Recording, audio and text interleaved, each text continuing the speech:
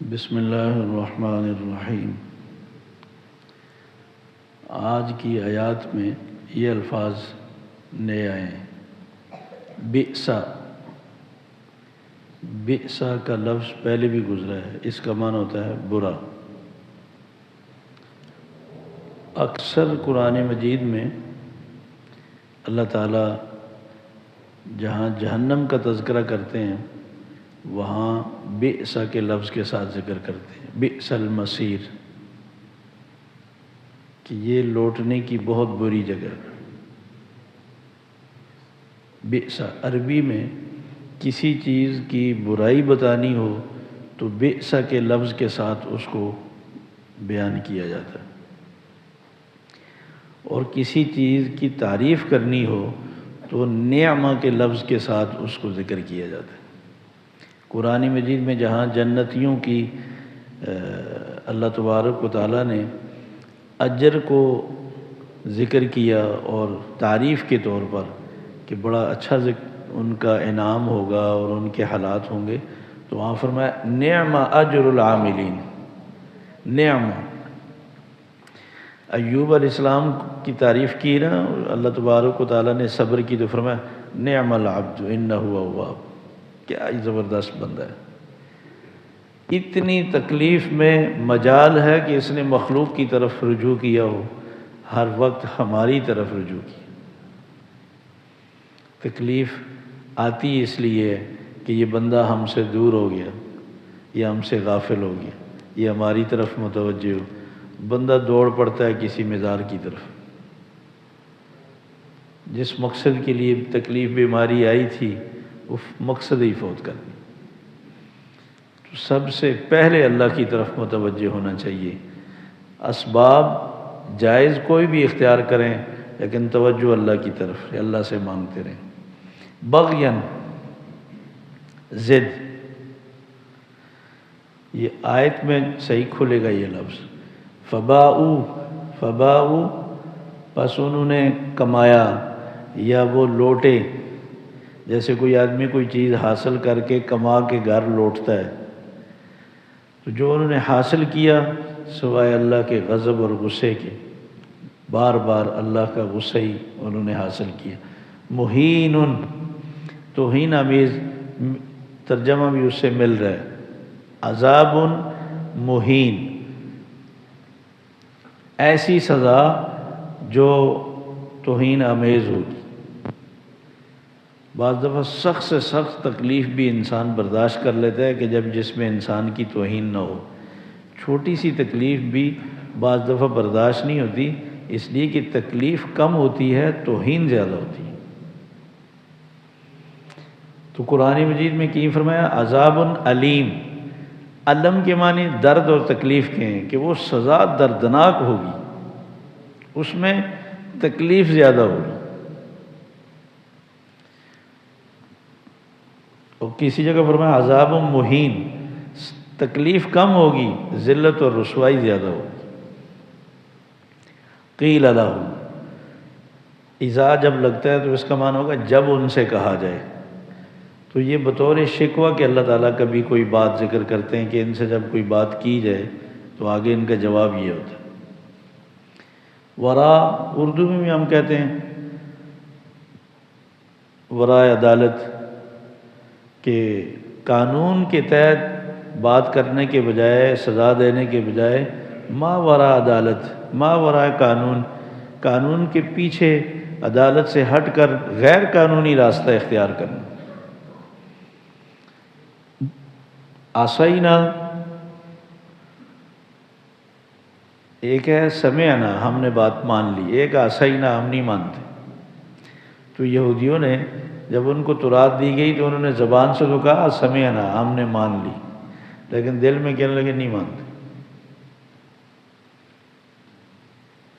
تو یہ اللہ تعالیٰ نے ان کی بددیانتی ذکر کی کہ تم کیا اللہ کو مانتے ہو، تم کیا آسمانی کتاب کو مانتے ہو۔ زبان سے تو تم نے ڈر کی وجہ سے کہا نا کہ ہم نے پہاڑ اوپر رکھا ہوا تھا، لیکن اندر دل سے تم نے کہا کہ ہم نہیں مانتے۔ تو اللہ تو اندر دل کو بھی جانتا ہے۔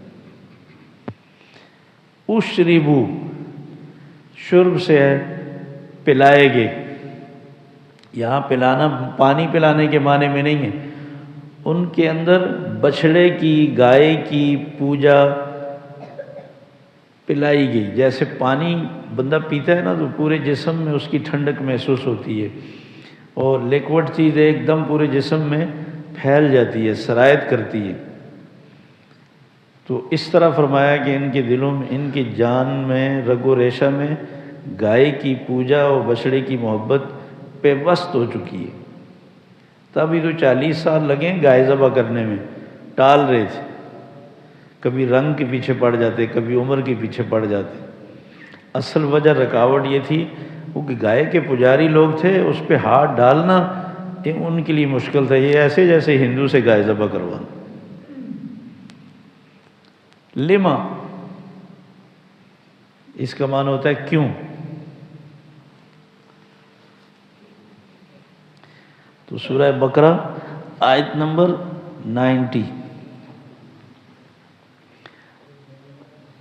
90 سے لے کر 93 تک.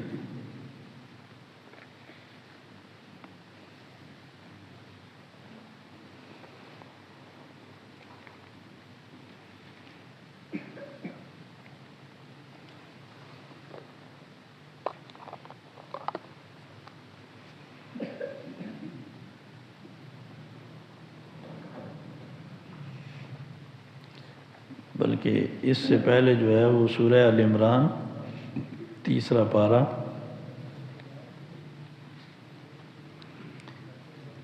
اور آیت نمبر 19.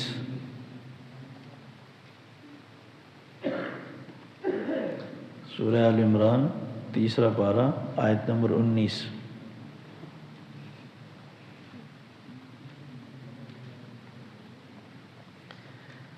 مل گئی؟ ان الدین سے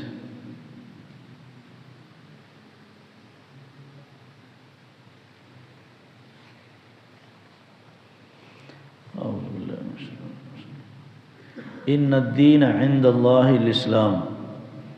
ان کی معنی تو ہم نے پڑھے ہیں نا کئی دفعہ. بے شک، یقیناً، پکی بات ہے. دین اللہ کے نزدیک تو اسلام ہی ہے. وَمَا اخْتَلَفَ الَّذِينَ، اور نہیں اختلاف کیا، الَّذِينَ أُوتُوا الْكِتَابَ، ان لوگوں نے جن کو کتاب دی گئی، تورات اور انجیل.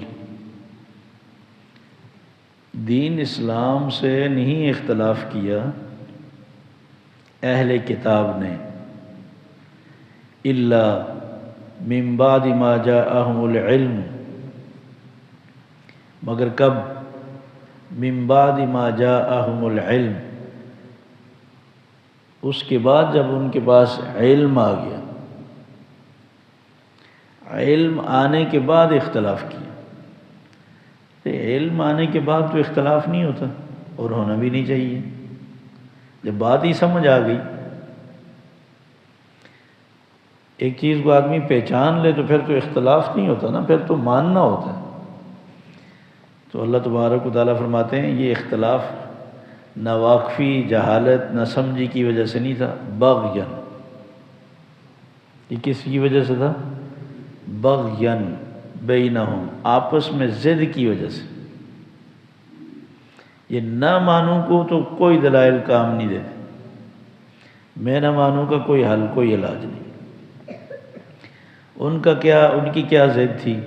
ان کا خیال یہ تھا، چونکہ ہم سورہ بقرہ میں پڑھ چکے ہیں کہ وہ قرآن مجید کے نازل ہونے سے پہلے، رسول اکرم صلی اللہ علیہ وسلم کے آنے سے پہلے اپنی کتابوں کے حوالوں سے بتایا کرتے تھے مشرکین کو آخری نبی آنے والے ہیں، نشانیاں پوری ہو چکی ہیں، جب وہ آئیں گے تو ہم سب سے پہلے ان پر ایمان لائیں گے، اور پھر ہم ان کی سرپرستی میں تمہارے خلاف جنگ کریں گے. یہ بالکل ایسے ہی ہے جس طرح ہم عیسیٰ علیہ السلام کے بارے میں سوچتے ہیں کہ عیسیٰ علیہ السلام ضرور تشریف لائیں گے، اور پھر وہ دنیا میں آ کر اسلام کی دعوت دیں گے، اور انکار کرنے والوں سے جہاد کریں گے. اور اگر اللہ نے ہمیں سعادت دی تو ہم عیسیٰ علیہ السلام کی سرپرستی میں کفر کے خلاف جنگ کریں گے. بالکل یہی جذبات ہیں نا۔ عیسیٰ علیہ السلام کے آنے کے بعد کوئی عیسیٰ علیہ السلام کو نہ مانے تو یہ کتنی بدبختی ہوگی۔ عیسیٰ علیہ السلام کی نشانیاں، دلائل، سب چیزیں قرآن مجید میں موجود ہیں، رسول اکرم صلی اللہ علیہ وسلم نے بتائی ہیں۔ تو فرمایا وَمَن يَكْفُرْ بِآيَاتِ اللَّهِ، جو اللہ کی آیات کا انکار کرتا ہے فَإِنَّ اللَّهَ سَرِيعُ الْحِسَابِ، بے شک اللہ تعالیٰ حساب لینے میں بہت تیز ہے۔ اللہ کے لیے حساب لینا کوئی مشکل نہیں۔ فَإِنْ حَاجُّوكَ، اگر یہ لوگ آپ سے جھگڑیں، فقل، آپ کہہ دیں اسلمت وجہی للہ، میں نے تو حوالے کر دیا، سپرد کر دیا اپنا چہرہ یعنی اپنی ذات للہ، اللہ کے، ومن اتبعن، اور میری پیروی کرنے والوں نے بھی اپنا چہرہ، اپنی ذات اللہ کے سپرد کر دی۔ اسلمت کے معنی ہوتے ہیں سپرد کر دینا، حوالے کر دینا۔ مسلم کہتے ہیں، مسلمان کہتے ہیں اس کو جو اپنے آپ کو اللہ کے حوالے کر دے، پھر اس کی اپنی مرضی نہ چلے۔ مگر ہم تو ایسے مسلمان ہیں، ہم کہتے ہیں دین کو، اللہ کو، مرضی میری چلے۔